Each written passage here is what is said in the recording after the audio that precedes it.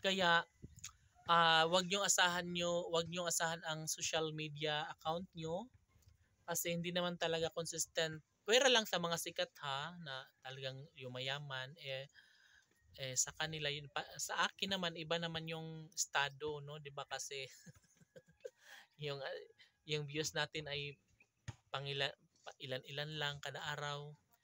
Pero dahil nga pinanindigan ko sa sarili ko na kahit matagal pa siguro ako makasahod sa YouTube, yes, unang-una guys, syempre problema ako guys pag pagdating sa pagkain, sa daily needs namin, bayad ng mga bills, ganun. So yun talagang priority ko guys. And yes, bago ko binatawan yung yung content ko na showbiz, yes, pinagandaan ko na talaga yun. Kasi less worry naman mga kaibigan ko. Kaya gano'n na lang yung pagiging kampante ko guys kasi meron akong kita sa GCash ko. O unang-una meron akong kita sa GCash. Yun yung isa sa inaasahan ko guys. Sa isang buwan kasi mag-range din ako ng 5 to 6K nakita sa GCash kaya parang YouTube na rin yun, parang $100 na rin yun mga kaibigan ko. No, so although hindi rin naman consistent, meron iba 3 to 4,000 pero not bad mga kaibigan ko at least meron. No, so yun ang iniisip ko guys na at saka yung pandagdag ko pa yung sahod ko sa barangay. So at least yun na yung inaasahan ko na lang talaga na magiging income ko sa kada buwan, bawat buwan no. Na yun yung inaasahan ko para sa pagkain namin sa pamilya ko, ganun. Kaya thanks God talaga na kahit na matagal pa akong makasahod sa YouTube, no? Kasi yung YouTube guys, alam nyo ba na ito rin yung inasahan ko nung mga nakaraang taon.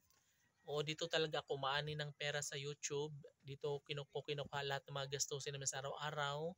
Yes, masasabi kong nakaluwag-luwag din kami that time, no? Kasi nga sobra-sobra yung pera and yung hindi naman ako materialistic or hindi ako magasto kung ano-ano na lang basta pagkain lang yung focus ko guys, mga needs namin sa bahay, sa pamilya ko, ganun.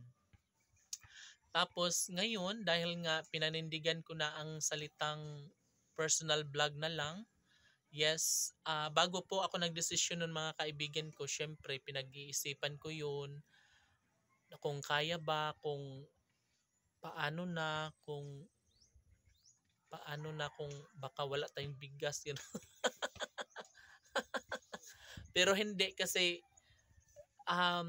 nakikita ko at nararamdaman ko at alam ko talaga na meron akong kita sa GCash at yung sahod namin sa barangay guys, no? So ayun, binitawan ko na yung content na showbiz at nag-personal vlog na ako. Mayroon man kita or wala, bahala na. Basta yun na yun. So ito, siguro nakaano na ako. Kailan ba yun ako nag-start? Siguro naka 3 months na akong personal vlog, I think, or 2 months. O siguro mga ganun siguro.